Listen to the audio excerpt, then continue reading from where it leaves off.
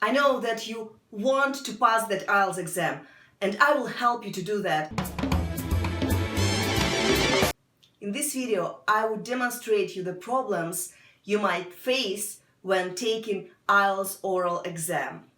It is really important how you are speaking. Do I sound okay? During your speaking IELTS exam, your fluency, coherence, and intonation are very important.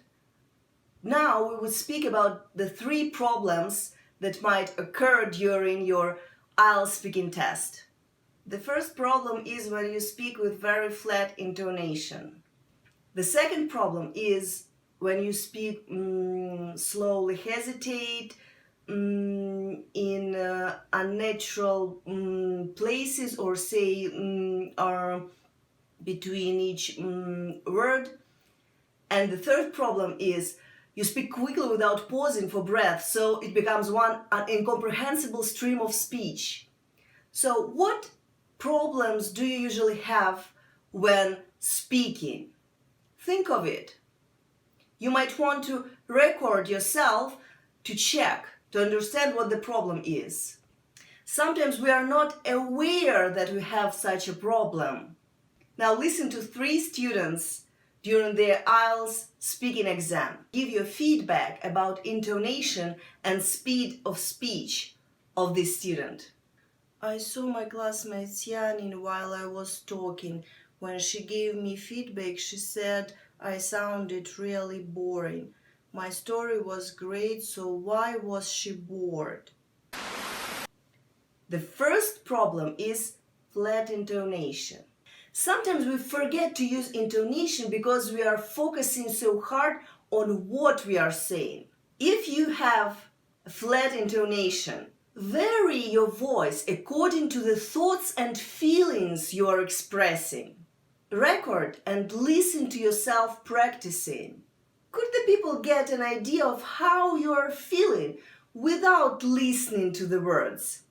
Listen to recordings of native English speakers and try to imitate their intonation. Okay? Record yourself and listen to native speakers. Both these activities encourage you to vary your intonation. I felt very nervous. I don't think I made many mistakes, but I had problems remembering words. The second problem is hesitation, speaking too slowly. In the IELTS speaking test, credit is given for the ability to paraphrase. Rather than pausing for a long time to try to remember an isolated word, try to explain the word in a different way to avoid interrupting the flow of speech. Give yourself time to think by using fillers. For example, let me see. What I mean is, rather than silence, you should try to use a filler to maintain the flow of speech. But be careful, do not overuse the same filler. Try to pause at natural places. For example, instead of I can walk pretty quickly when I'm in a rush, group chunks of language together. I can walk pretty quickly when I'm in a rush. Chunky language will help maintain coherence. For example, I can walk pretty sounds strange if you have to wait for the next word quickly. Express a complete chunk of language before a pause. I was worried I wouldn't be able to say it all. Actually, in the end, I ran out of things to say and my classmate looked a bit confused. Why did he look confused? Problem number 3 is speaking too quick. If your problem is speaking quickly, remember, natural speech contains pauses. Force yourself to pause between chunks of language. For example, I can't drive, so sometimes I take a taxi. If you're a rapid speaker, give yourself and the listener short breaks, will you? If rapid speech is a result of nerves, which is normal, it makes sense to try to keep yourself as calm as possible. I know, easier said than done, but try to stay calm. Don't forget to put stress on content words when you are speaking. This makes it easier to follow your speech. Content words are the words which carry the main meaning. For example, walking has got to be healthier than going by car. Take a deep breath before speaking and try to relax. Maybe try to practice yoga. And remember, the examiners are ordinary people. They want you to succeed. This advice is useful to anyone because it will help you to control nerves in the speaking test. Do you have similar problems?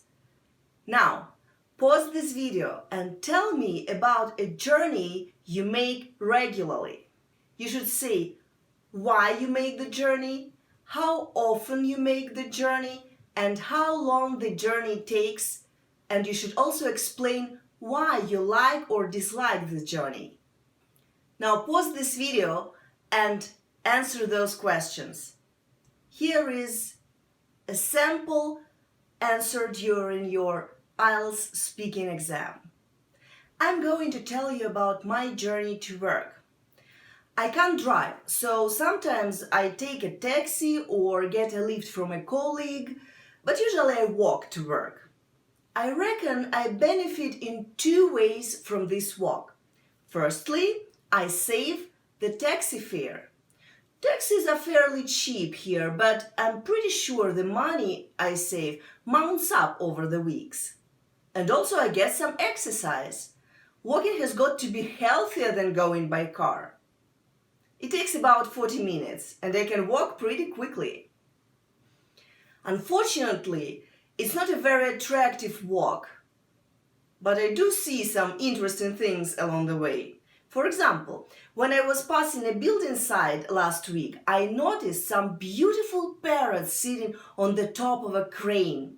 I just stood and watched them for ages.